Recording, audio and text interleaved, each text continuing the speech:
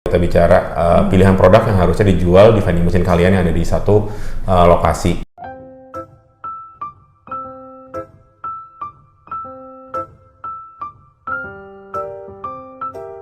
Halo semua, kembali lagi bersama saya Nadia di episode ke-6 Vending Expert Series. Untuk yang baru pertama kali nonton, series ini adalah YouTube series dari SmartVend untuk membahas pertanyaan-pertanyaan menarik seputar vending machine yang tentunya akan dijawab bersama narasumber kita, Vending Machine Expert Pak Giri. Apa kabar Pak? Baik.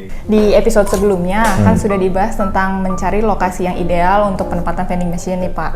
Dan dari 3 poin tersebut ada dibahas soal density. Kira-kira ada nggak sih hubungannya dari si density ini dengan penempatan lokasi vending machine yang berhubungan dengan barang-barang yang akan ditempatkan? Oke, jadi masalah density atau kerapatan ini kan relate ke bagaimana behavior atau arus traffic itu di lokasi. Mungkin nggak direct hubungannya dengan product mix ya kalau kita bicara pilihan produk yang harusnya dijual di vending machine kalian yang ada di satu lokasi.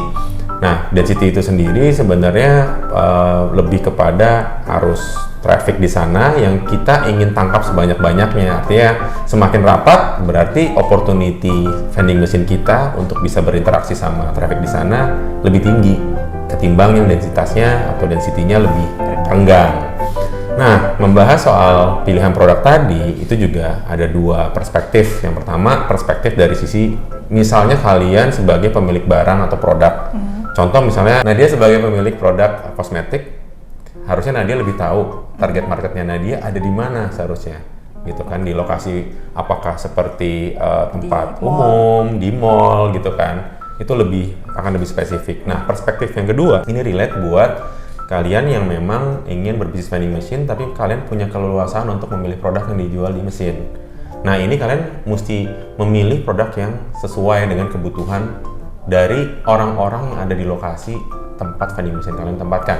Contohnya, misalnya di gym, kebanyakan orang-orang di gym pasti ingin minuman-minuman yang isotonik, yang menyehatkan, dan gak banyak gulanya. Mungkin kurang cocok jika jual barang-barang yang atau produk yang soft drink atau kurang sehat ya.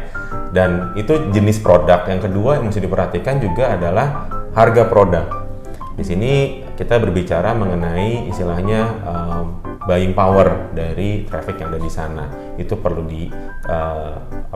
pertimbangkan juga apakah barang dengan kategori yang sama, misalnya isotonik, itu kan juga ada berbagai jenis ya. Ada berbagai tingkatan harga juga dan kualitasnya. Nah, ini mesti diperhatikan. Jangan sampai kita menjual barang yang terlalu mahal atau menjual barang mungkin yang terlalu murah juga ada impact-nya sehingga keinginan orang untuk membeli jadi rendah.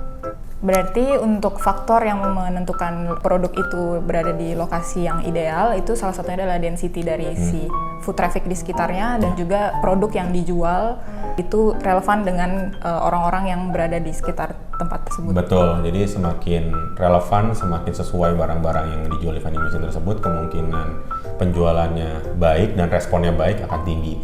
Tapi perlu digarisbawahi, proses review dari susunan produk yang di mesin itu berjalan terus-menerus. Artinya setiap periode tertentu, seminggu, 2 minggu, atau mungkin bulanan, kita harus melakukan review dan kita melihat jika ada produk-produk yang kurang laku, itu segera dieliminasi. Sementara produk-produk yang laku, itu harus ditambahkan. Itu dia tadi jawaban dari Vending Machine Expert kita. Nantikan terus episode berikutnya dari Vending Expert Series. Jangan lupa untuk like, comment, subscribe, dan share informasi ini ke teman-teman kalian. See you on the next video. Bye.